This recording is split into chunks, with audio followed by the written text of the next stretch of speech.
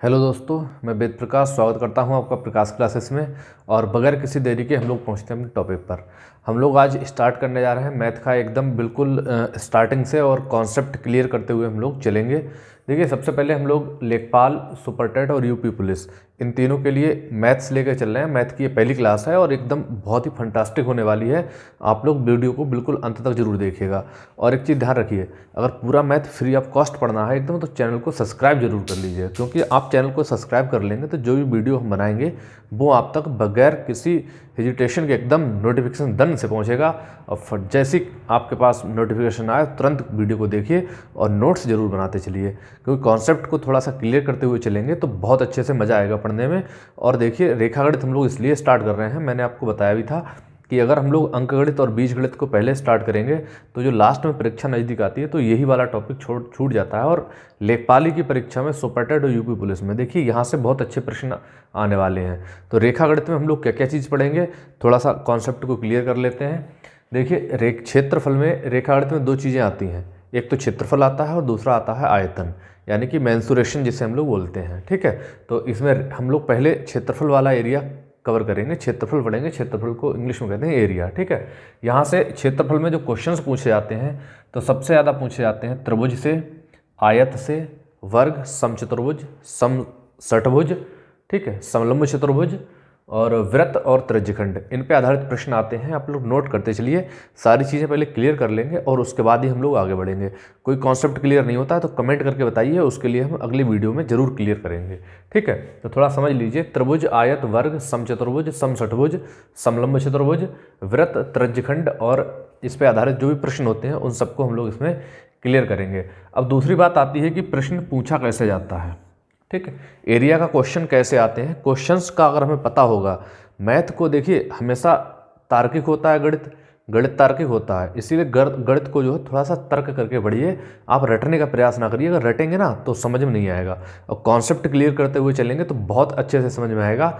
जैसे हम लोग हिंदी पढ़ते हैं या जीएस पढ़ते हैं, उसमें क्या करते हैं, एक एक हेडिंग को पढ़ते हैं, उसके बाद जैसे आपको किसी भाग को पढ़ना है, किसी अनुसूची को पढ़ना है तो उसको पढ़ेंगे, उसके अंदर के मैटर को भी उसके बाद पूरा डिटेल में पढ़ते हैं ना, उसी तरह से इसको हम लोग पढ़ेंगे। तो पहले समझ लीजिए क्वेश्चन किस तरह से आते हैं। इसमें दो टाइप के क्वेश्चन पूछे जाते हैं। एक तो स्पेसिफिक क्वेश्चंस होते हैं, यानी कि जैसे त्रिभुज या आयत का क्वेश्चन आया तो त्रिभुज का प्रश्न आया तो सीधे दे देगा त्रिभुज पे आधारित क्वेश्चन होंगे।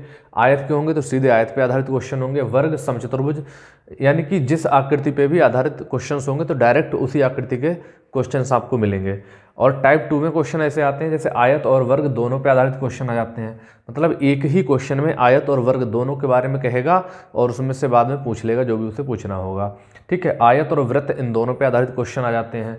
वर्ग और वृत्त इन दोनों पे आधारित क्वेश्चंस आ जाते हैं।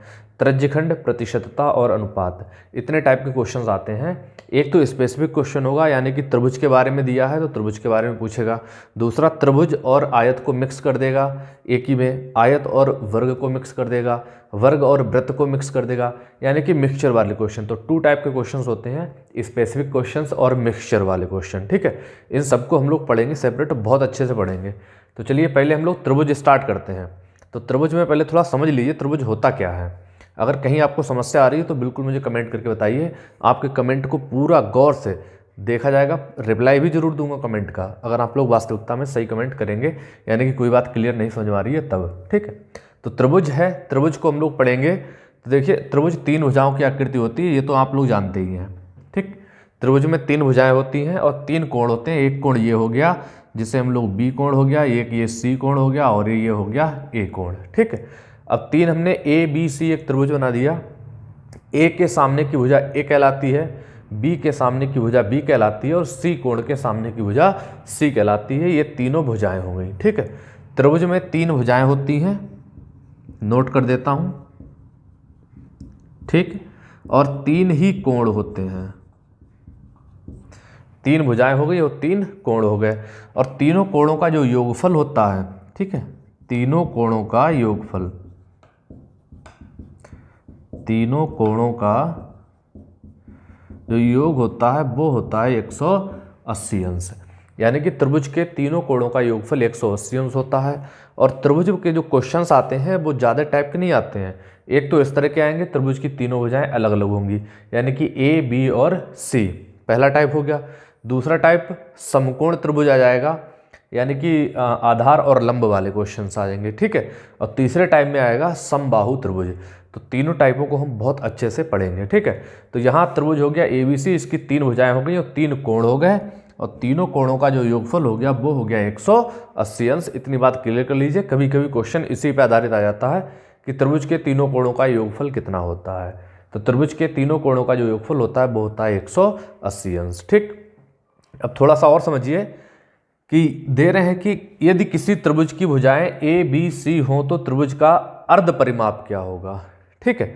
एक फार्मूला है, पहले थोड़ा सा फार्मूला समझ लीजिए, उसके बाद हम लोग क्वेश्चंस पे पहुंचेंगे। तो त्रिभुज की 3 भुजाएं हैं A, B और C, यानी कि तीनों भुजाएं बिल्कुल अलग अलग हैं। तो त्रिभुज जब तीनों भुजाएं अलग अलग हैं यानी कि विषमबाहु त्रिभुज होगा, ठीक है।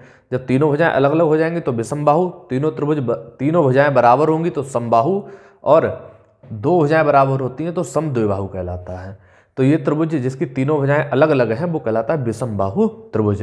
यानी कि इस त्रिभुज का हमें अर्ध परिमाप निकालना है। तो अर्ध परिमाप जो होता है वो होता है A + B + C बटे 2, यानी कि तीनों भुजाओं के योग का आधा, A + B + C बटे 2, ये कहलाता है अर्ध परिमाप। और इसे हम लोग यस से इंडिकेट करते हैं, यस, ये चीज़ जरूर याद करिएगा, यस से इंडिकेट करते हैं। तो अर्ध परिमाप बराबर हो गया A + B + C बटे 2। तो परिमाप कितना हो जाएगा, यानी कि 2s, इस 2 की मल्टीप्लाई ये हो जाएगी, यानी कि A + B + C, जो परिमाप है वो A + B + C, यानी कि हम इसे कह सकते हैं जो त्रिभुज का परिमाप होता है, जो त्रिभुज का परिमाप होता है वो होता है तीनों भुजाओं का योग, तीनों भुजाओं का योग। अगर कोई भी आकृति, त्रिभुज नहीं, त्रिभुज के अलावा कोई भी आकृति हो, अगर आपको उसका परिमाप निकालना है तो जितनी भुजाएं हैं उसमें सबकी लंबाई का जोड़ कर लीजिए, वही उसका परिमाप कहलाता है। परिमाप का मतलब होता है यहाँ, यहाँ और यहाँ तक की दूरी, यानी कि तीनों भुजाओं का योग, ये कहलाता है परिमाप। तो त्रिभुज का परिमाप हो गया 2s = A + B + C, यानी कि तीनों भुजाओं का योग। अब देखिए इसका क्षेत्रफल निकलवाया जाता है, एरिया। अगर हमें इसका एरिया निकालना है तो क्या करेंगे, तो अगर हमें इसका एरिया निकालना है तो फार्मूला जो बनता है वो होता है √S गुणा S - A गुणा S - B और गुणा हो जाता है S - C, और ये रहता है अंडर रूट के अंदर। तो त्रिभुज का क्षेत्रफल बराबर होता है √S, S - A, S - B, S - C, और ये रहेगा अंडर रूट के अंदर। ये कहलाता है त्रिभुज का क्षेत्रफल। कब, जब त्रिभुज की तीनों भुजाएं अलग अलग हों, A, B और C। आज हम लोग त्रिभुज का पहला टाइप पढ़ रहे हैं। बिल्कुल कॉन्सेप्ट को आसानी से समझ लीजिएगा, कहीं दिक्कत आए तो जरूर पूछिएगा कमेंट करके, ठीक है। तो त्रिभुज का क्षेत्रफल बराबर हो गया √S गुणा S - A गुणा S - B गुणा S - C, यानी कि अर्ध परिमाप में से पहली भुजा घटाएंगे, फिर दूसरी भुजा घटाएंगे और फिर तीसरी भुजा घटाएंगे। तीनों भुजाओं के गुणनफल और अर्ध परिमाप का गुणनफल जो अंडर रूट के अंदर है, यही कहलाता है त्रिभुज का क्षेत्रफल, ठीक। इसे नोट कर लीजिए। अभी हम लोग क्वेश्चनों पे पहुंचते हैं। अब देखिए हम लोग एक क्वेश्चन के माध्यम से इसे पूरा कॉन्सेप्ट को क्लियर करेंगे। यदि कहीं पे अभी दिक्कत हो तो आप कमेंट करके बताइए, चैनल को सब्सक्राइब जरूर कर लीजिए, ठीक है। तो करें, यदि किसी त्रिभुज की भुजाएं 15 सेंटीमीटर, यानी कि A बराबर हो गया 15 सेंटीमीटर और 13 सेंटीमीटर, ये हो गया B बराबर हो गया 13 और 14 सेंटीमीटर, यानी कि C बराबर हो गया 14 सेंटीमीटर। तीनों भुजाएं अलग अलग दे दी हैं। अगर तीनों भुजाएं अलग अलग दे दी तो हमें तुरंत एकदम हमारे दिमाग में ये आना चाहिए कि हमें यस वाला मतलब अर्ध परिमाप निकालना है और यस वाला फार्मूला ही लगाना है। तो सबसे पहले हम लोग अर्ध परिमाप निकालेंगे। अर्ध परिमाप को हम लोग कहते हैं यस। तो यस बराबर हो जाएगा A + B + C बटे 2, यानी कि A का मान है 15 + 13 + 14 बटे 2। 15, 13, 14 को जोड़ेंगे तो यस बराबर आ जाएगा 5, 3, 8, 8, 4, 12, यानी कि 42 बटे 2। तो यस बराबर हो गया, 2 से काटेंगे, 2 दूनी 4, 2 एकम 2, यस बराबर आ गया 21। यस की वैल्यू निकल आई, ठीक है। अब हमें चाहिए क्या है, हमें चाहिए है त्रिभुज का क्षेत्रफल। तो देखो भाइयों, बहुत आसानी से हम लोग निकाल लेंगे त्रिभुज का क्षेत्रफल। तो क्षेत्रफल यानी कि एरिया, तो क्षेत्रफल बराबर होता है, फार्मूला लगा देंगे वही, under root s into s minus a into s minus b into s minus c. जैसे हम लोग ये वाला फार्मूला लगाएंगे तो यस की वैल्यू हमें पता है कितनी है, 21।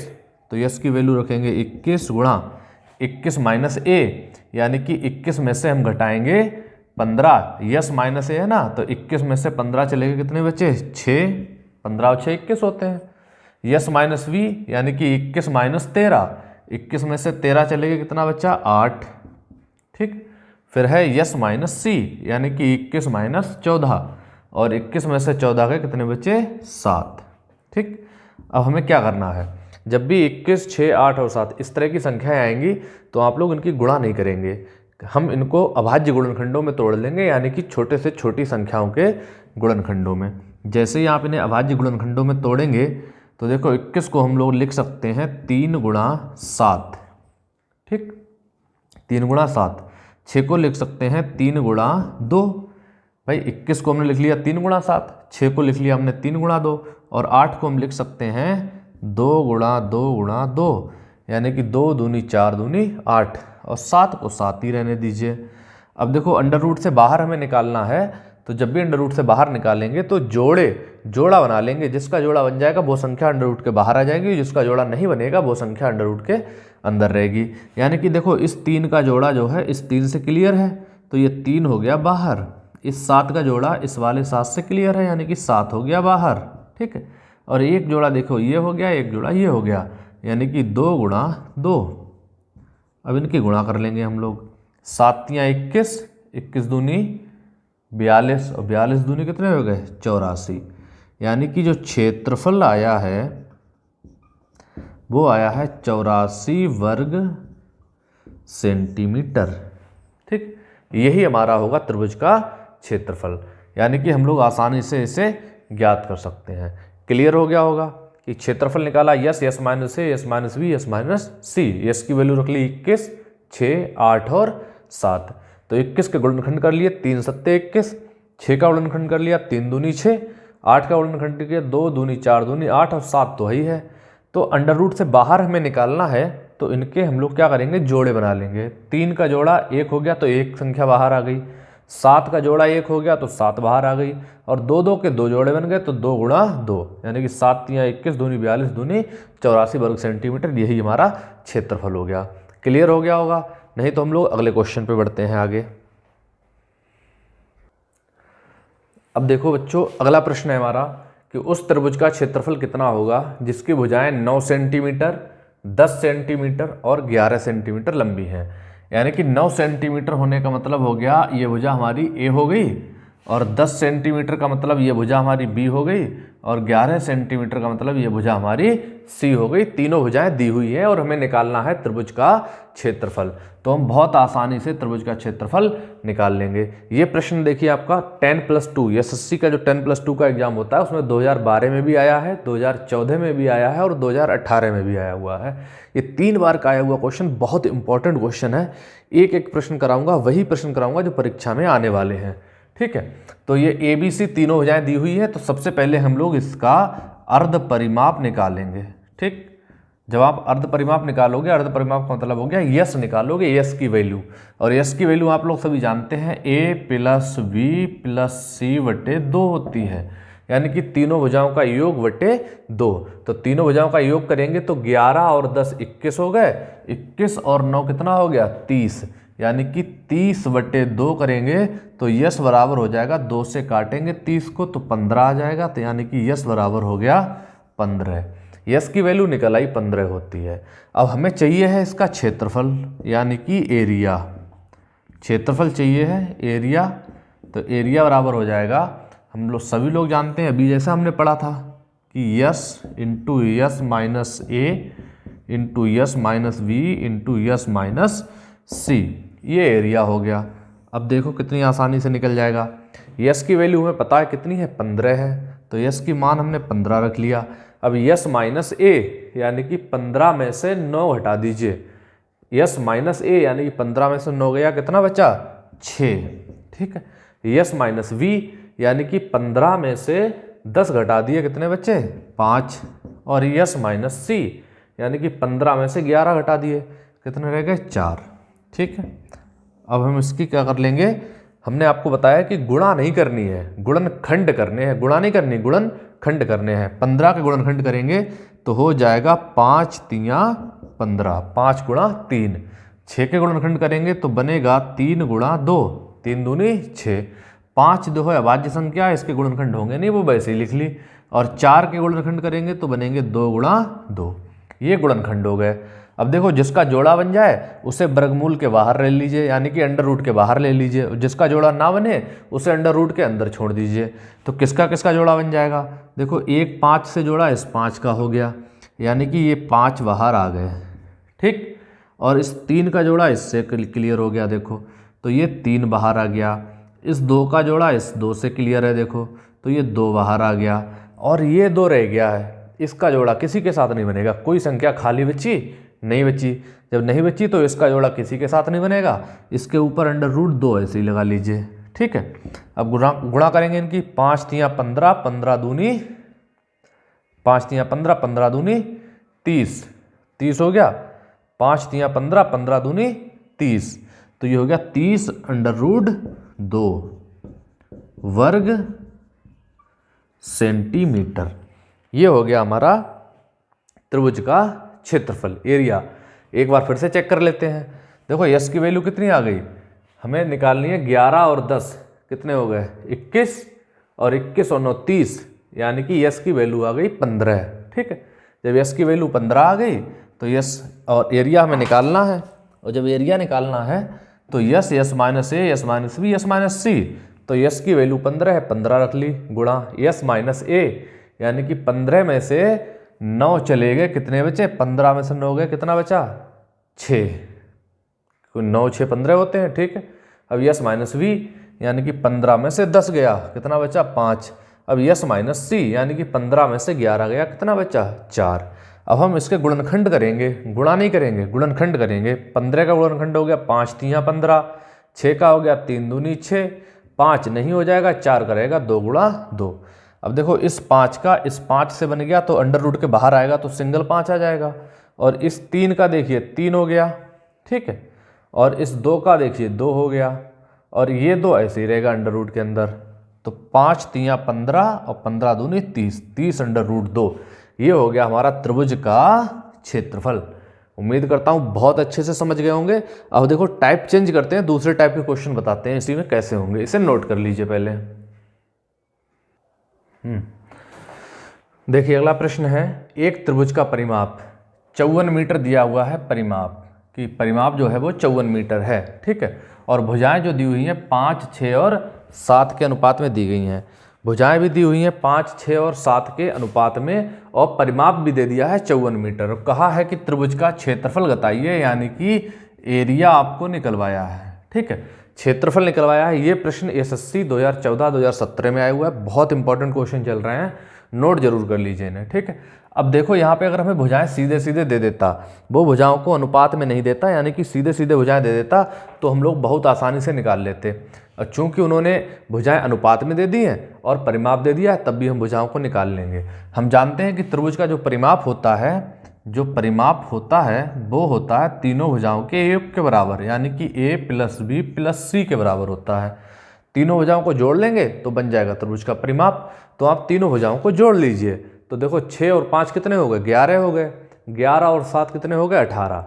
यहाँ पे देखो इन तीनों का जो जोड़ आ रहा है वो आ रहा है 18, यानी कि a प्लस बी प्लस सी का जो अनुपाती योग है वो आ रहा है 18। और इन्होंने कहा है कितना है 54 है, तो 18 के आगे लिखो 54 और 18 से काट दो 54 के लिए, 18 तियाँ 54 यानी कि 3 गुना आया। ठीक है, जो हमारा अनुपाती योग है वो 18 है, और इनका जो योग है a प्लस बी प्लस सी तीनों का वो कितना है 54 है। तो 18 से हमने 54 को काटा तो 3 गुना आया, यानी कि इनका जो योग है वो हमारे अनुपाती योग से 3 गुना है। इसका मतलब हो गया a बराबर हो गया है, इस 3 की गुणा 5 से करो, 5 गुणा 3 5 तियाँ हो गया 15 सेंटीमीटर, ये आ गई हमारी ए। और बी बराबर हो जाएगा 6 गुणा 3 यानी कि 6 तियाँ 18 सेंटीमीटर। और सी बराबर हो जाएगा 7 गुणा 3 यानी कि 7 तियाँ 21 सेंटीमीटर। तीनों भुजाएं निकल गई, ए बी और सी का मान निकल गया। अब हमें क्या चाहिए है, हमें चाहिए होता है यस, यानी कि हमें चाहिए होता है अर्ध परिमाप।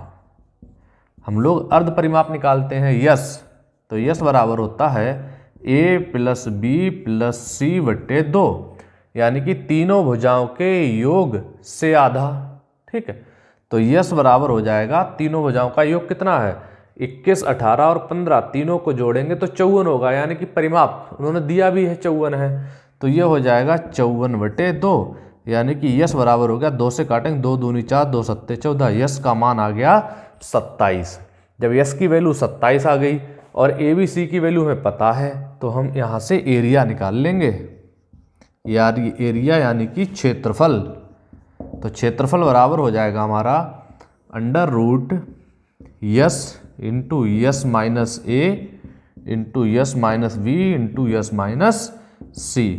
अब देखो वैल्यू रखो यहाँ पे, यस का मान कितना है 27 दिया हुआ है, तो हमने रख लिया 27 गुणा यस माइनस ए यानी कि 27 में से ए घटा दो, ए का मान कितना है 15 है, तो 27 में से 15 घटाएंगे कितना बचेगा 12, 15 12 27 होते हैं। ठीक है, अब है यस माइनस वी यानी कि 27 में से 18 घटा दो, 27 में से 18 घटाओगे तो बचेगा यहाँ पे 9। अब है यस माइनस सी यानी कि 27 में से 21 घटा दो, 27 में से 21 घटाओगे तो रह जाएगा 6। अब देखो हमें करना क्या है, करना ये है कि इनकी गुणा नहीं करनी है, इनके गुणनखंड करने हैं, अभाज्य गुणनखंड यानी कि छोटी से छोटी संख्या में। और 27 के जब गुणनखंड करोगे तो बनेगा 3 तियाँ 9 तियाँ 27 यानी कि 3 गुणा 3 गुणा 3। और 12 के गुणनखंड करोगे तो बनेगा 3 चौक 12 यानी कि 3 गुणा 4। और 4 को 4 मत लिखना और छोटी संख्या में तोड़ लेना, तो 4 को 4 ना लिख के हम लोग लिख सकते हैं 3 गुणा 2 गुणा 2 यानी कि 3 दूनी 6 दूनी 12। और 9 को भी हम लिख सकते हैं 3 गुणा 3, 3 तियाँ 9। और इस 6 को भी हम लिख सकते हैं 3 गुणा 2 यानी कि 3 दूनी 6। अब जोड़े बना लो भाई, देखो एक जोड़ा ये कंप्लीट हो गया तो इसके बदले में आ गया 3 बाहर। ठीक है, अब एक जोड़ा देखो ये कंप्लीट हो गया तो इसके बारे में 3 आ गया, एक ये 2 वाला कंप्लीट है तो इसके बदले में 2 आ गया, एक ये वाला 3 कंप्लीट है तो इसके बदले में 3 आ गया, और ये 3 दूनी 6 वो कंप्लीट नहीं है, ना 3 कंप्लीट है ना 2 कंप्लीट है, तो 3 दूनी 6, 6 को अंडर रूट के अंदर ही रहने दो। ठीक है, अब इनकी कर लेंगे गुणा हम, 3 तियाँ 9 तियाँ 27 और 27 दूनी होते हैं 54 यानी कि एरिया जो हमारा आ गया वो आ गया 54 अंडर रूट 6 वर्ग सेंटीमीटर। और यही हमारा आंसर है, यानी कि त्रिभुज का जो एरिया होगा वो 54 अंडर रूट 6 वर्ग सेंटीमीटर होगा। अब तो बहुत अच्छे से आ गया होगा समझ में। अब भी ना आया हो तो एक क्वेश्चन और थोड़ा इससे चेंज लेकर आता हूँ, बहुत अच्छा है, कई बार पूछा गया है, तो जाइएगा मत। देखिए अगला प्रश्न बहुत अच्छा प्रश्न है, ये MTS 2014 में पूछा भी गया है और ये प्रश्न कई बार MTS में ही नहीं कई बार परीक्षाओं में पूछा गया है। हालांकि मैंने यहाँ पे एक लिख दिया 2014, इससे अधिक परीक्षाओं में पूछा गया है और बहुत अच्छा प्रश्न है। मैंने भी एग्जाम दिया था तब भी ऐसा क्वेश्चन आया था। तो करें एक त्रिभुज की भुजाएं 1/2 अनुपात 1/3 अनुपात 1/4 के अनुपात में है और उसका परिमाप दिया हुआ है 104 सेंटीमीटर, यानी कि ये देखो परिमाप दे दिया इन्होंने 104 सेंटीमीटर। कह रहे हैं कि सबसे लंबी भुजा की लंबाई ज्ञात कीजिए, मतलब सबसे बड़ी भुजा हमें बतानी है। और त्रिभुज का जो भुजाएं दी है 1/2 यानी कि जो A अनुपात V अनुपात C जो तीनों भुजाएं हैं हमारी वो दे दी इन्होंने 1/2 अनुपात 1/3 अनुपात 1/4। तो सबसे पहला काम हमारा ये रहेगा कि इस जो वटे वाला अनुपात है इसको सही सीधी सीधी संख्याओं में लिखना। तो वो कैसे करेंगे हम, तो 2, 3 और 4 का लासा निकालेंगे। और लासा कैसे निकालते हैं, इनकी गुणा कर लीजिए, 4 तियाँ 12, 12 दूनी कितने हो गए 24। तो 24 ना आके, ठीक है, हम देखो 4 जो है बड़ी भुजा सॉरी बड़ी संख्या जो है 4 और छोटी संख्या है 2, तो बड़ी संख्या जो है वो छोटी संख्या से कट जाएगी। यानी कि केवल हम इन दोनों की गुणा कर लेंगे, 4 तियाँ 12, इनका लासा आ गया 12। और जो लासा आएगा, जो एलसीएम आएगा, यानी कि 2, 3 और 4 का जो लासा है वो है 12। जो लासा आएगा उसी से हम इनमें गुणा कर लेंगे। यानी कि यहाँ पे भी आप 12 से गुणा करेंगे, यहाँ भी आप 12 से गुणा करेंगे और यहाँ भी 12 से गुणा करेंगे। तो देखो 2 से 12 को काटेंगे, 2 छंग 12, 3 से 12 को काटोगे 3 चौक 12 और 4 से 12 को काटोगे तो 4 तियाँ 12। यानी कि जो A अनुपात V अनुपात C आया वो आया 6, 4 और 3। अब हमें दिया है परिमाप, और परिमाप जो होता है वो होता है तीनों भुजाओं का जोड़ A + B + C। तो हम तीनों का जोड़ करेंगे तो 6, 4, 10 और 3 कितना हो गया 13। यानी कि जो 13 आया वो हमारा अनुपाती योग आया, क्योंकि ये अनुपात में दिए हुए हैं। जबकि यहाँ क्या दिया है परिमाप, यहाँ जो परिमाप दिया है वो दिया है 104। यानी कि 13 जो है वो बराबर है 104 के। तो 13 से 104 को काटो तो 13 अट्ठे होते हैं 104, यानी कि 8 गुना आ गया। ठीक है, 8 गुना आ गया। इन्होंने कहा है कि सबसे बड़ी भुजा की लंबाई ज्ञात कीजिए, सबसे लंबी भुजा की लंबाई निकालनी है। तो यहाँ पे देखो आप, सबसे लंबी भुजा आपके लिए कौन सी दिख रही है? सबसे लंबी भुजा हमें दिख रही है 6, और 6 है हमारी A, यानी कि सबसे लंबी भुजा। तो सबसे लंबी भुजा बराबर हो जाएगी A। वो है कितनी है 6, और ये 8 गुना है, 8 गुना है तो 6 अट्ठों कितने हो गए 48 सेंटीमीटर। तो सबसे लंबी भुजा की लंबाई हो गई 48 सेंटीमीटर। अब समझ गए होंगे बहुत अच्छे से किस तरह से हम लोग भुजाएं निकालेंगे, कैसे परिमाप निकालेंगे और कैसे क्षेत्रफल निकालेंगे। तो देखो भाई, चैनल को सब्सक्राइब जरूर कर लो। सब्सक्राइब कर लोगे, बार बार कह रहा हूँ, ये रिक्वेस्ट है हमारी, क्योंकि आपको फ्री ऑफ कॉस्ट पूरा सिलेबस कराएंगे हम।